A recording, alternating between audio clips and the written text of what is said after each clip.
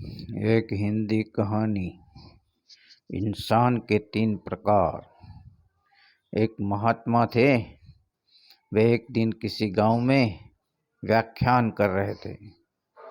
प्रश्नोत्तरी दरमियान एक भक्त ने पूछा, महाराज, इंसान को सुख और आनंद कैसे मिल सकता है?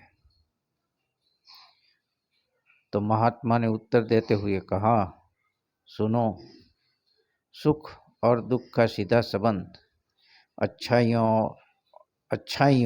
और बुराइयों से रहता है। मैं इस बात को एक कहानी से समझाता हूँ। यह कहानी कुछ इस प्रकार है। लंबी यात्रा करते हुए 3 अलग गांव के मुसाफिर यात्रा के बीच आने वाले एक समान गांव में इकट्ठा हुए। वे गांव के रास्ते पर एक पेड़ के नीचे मिले। तीनों के पास 2 झोले थे।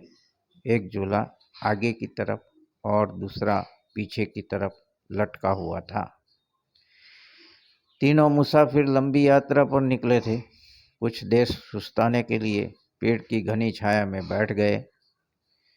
तीनों यात्री कद और काठी में समान थे, पर सबके चेहरे के भाव अलग अलग थे।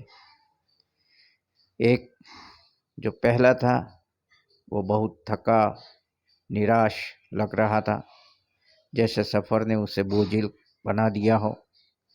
दूसरा थका हुआ था पर बोझिल नहीं लग रहा था। और तीसरा अत्यंत आनंद में था। तीनों एक साथ बैठे और यहाँ वहाँ की बातें करने लगे, जैसे कि कौन कहाँ से आया, कहाँ जाना है, उसका गांव कितनी दूरी पर है, घर में कौन कौन है, संसार कैसा है। ऐसे कई सवाल जो एक अजनबी दूसरे अजनबी को पूछता है, एक दूसरे को पूछ रहे थे। आखिर वो तीनों शारीरिक थकान के मारे सो गए। सोते हुए तीनों ने एक साथ एक ही सपना देखा। एक देवदूत तीनों को दूर से देख रहा था और तीनों के प्रति मंद मंद हंस रहा था। उन तीनों ने देवदूत को उसके मुस्कुराने की वजह क्या है यह बताने को कहा। देवदूत बोला, जी, मैं आप तीनों अपने गंतव्य स्थान पर पहुँचे इससे पहले कुछ जानना चाहता हूँ। देवदूत ने तीनों से सवाल किया कि तुम्हारे पास 2-2 झोले हैं। अगर मान लो इनमें से एक में तुम्हें लोगों की अच्छाई को रखना है और एक में बुराई को, तो बताओ कौन से थैले में क्या रखोगे और बताओ क्या क्या करोगे। पहले वाले ने उत्तर दिया कि मैं बुराई वाला झोला आगे और भलाई यानी कि अच्छाई वाला झोला पीछे रखूँगा। दूसरे ने बताया, मैं अच्छाई यानी कि भलाई वाला झोला आगे रखूँगा और बुराई वाला झोला पीछे रखूँगा। तीसरे ने कहा, मैं अच्छाई वाला झोला आगे रखूँगा और बुराई वाला पीठ के पीछे रखूँगा, पर जो बुराई वाला झोला है उसमें एक छेद रखूँगा ताकि मेरी और लोगों की सारी बुराइयाँ क्रमशः अशेष रह जाए, यानी कि दूर हो जाए।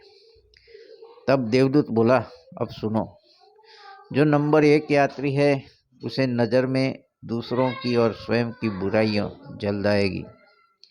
अच्छाई कभी कभार ही नजर आएगी, अतः वह अपनी बुराइयों से छूट न पाएगा और लोगों की बुराइयों के बारे में ज़्यादा सोच कर उसका हाल बुरा होगा।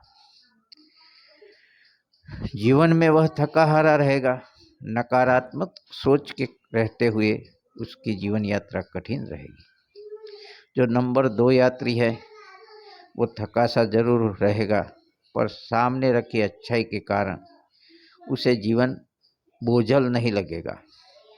कभी कभार लोगों की अच्छाई उसकी नज़र में आने से उसे जीवन बोझल प्रतीत नहीं होगा। और जो नंबर 3 यात्री है वो अच्छाइयों को आगे रखता हुआ बुराइयों से पीछा छुड़ाता रहेगा। वह आनंदित और सुखपूर्वक जीवन यात्रा पूर्ण करेगा। फिर वह देवदूत अंतर्ध्यान हो गया। महाराज ने कहानी खत्म करते हुए कहा, हाँ तो भक्तों, मॉरल ऑफ द स्टोरी यह है कि जीवन में जब तक मनुष्य या व्यक्ति दूसरों में बुराइयों को ढूंढेगा वो खुश नहीं रह सकता। जीवन भी एक यात्रा है जिसमें सकारात्मक सोच जीवन को खुशहाल बनाती है। जीवन में क्रोध सबसे बड़ा बोझ है और क्षमा सबसे सुंदर और सरल रास्ता जो जीवन को बोझहीन बनाता है। कबीर जी भी कह गए हैं बुराइयों के बारे में कि बुराई देखन मैं जो चला, बुरा न मिलिया कोई, जो दिल खोजा आपका, मुझसा बुरा न कोई। यही एटीट्यूड आदमी को सुखी बनाता है। Thank you for listening.